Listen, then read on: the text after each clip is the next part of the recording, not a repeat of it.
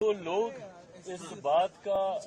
हो हल्ला मचाते हैं कि बिहार को विशेष राज्य का दर्जा नहीं मिला, विशेष राज्य का दर्जा नहीं मिला। ये वही विपक्ष के लोग हैं जिनके पास ये जानकारी का अभाव है कि इन्हीं की सरकार में, यूपीए की सरकार में मनमोहन सिंह जी के दौरान ही नीति आयोग में इस तरीके के प्रावधान किए गए थे जिसके बाद किसी भी राज्य को विशेष राज्य का दर्जा मिलना लगभग नामुमकिन के करीब हो गया था। बहरहाल हम लोग की मांग रही थी कि जब तक विशेष राज्य के दर्जे का दर्जा हम लोग को नहीं मिलता, स्पेशल पैकेजेस हम लोग को दिए जाएं। मैं धन्यवाद करूंगा मेरे प्रधानमंत्री आदरणीय नरेंद्र मोदी जी का, मैं धन्यवाद करूंगा हमारी वित्त मंत्री आदरणीय निर्मला सीतारमण जी का कि उन्होंने बिहार को जिस तरीके से स्पेशल पैकेजेस देकर, और मेरे लिए बिहारी होने के नाते खुशी की बात है, और मेरी पार्टी लोक जनशक्ति पार्टी रामविलास ने हमेशा बिहार फर्स्ट बिहारी फर्स्ट के विजन के साथ आगे बढ़ने का काम किया है। इस बजट में बिहार फर्स्ट बिहारी फर्स्ट को भी धरातल पर उतारने के प्रावधान दिए गए हैं। जहां एक तरफ इंफ्रास्ट्रक्चर इसमें मजबूती देने का काम किया गया है, वहां पे ब्रिजेस बना के, वहां पे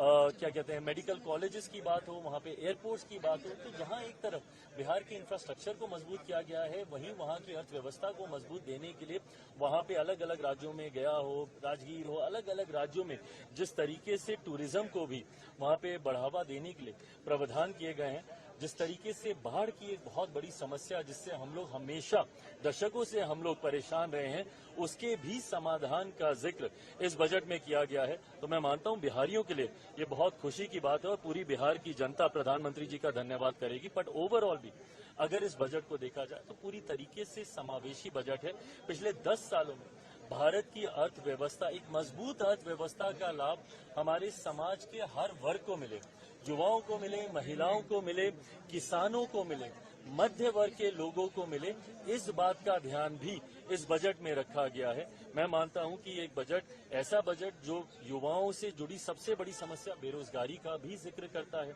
एमएसएमई सेक्टर को जिस तरीके से मजबूती देने की बात की गई है, इसमें एमएसएमई सेक्टर एक रीढ़ की हड्डी है हमारे देश की अर्थव्यवस्था को लेकर। तो मैं मानता हूं कि विकसित भारत के निर्माण में ये एक मजबूत नींव की तरह इस बजट को देखा जा सकता है। आप कह रहे हैं समावेशी बजट है, सारे सांसद जो निकले विपक्ष के वो तो कह रहे हैं आंध्रा बिहार का बजट है, ये सरकार बचाने वाला बजट है। इन लोगों को अगर अपने राज्य में अगर गरीब नहीं दिखते, अपने राज्य में अगर इनको किसान नहीं दिखते, अपने राज्य में इनको मध्य वर्ग के लोग नहीं दिखते, अपने राज्य में इनको महिलाएं नहीं दिखती या युवा नहीं दिखते, तो मैं इनकी सोच के ऊपर कोई टिप्पणी नहीं करूंगा। जब इस वर्ग का जिक्र किया गया तो इस वर्ग से आने वाले हर व्यक्ति, भले वो किसी भी राज्य में रहता हो, उसकी सुविधा का जिक्र किया गया। जब आम आदमी की आमदनी को बढ़ाने का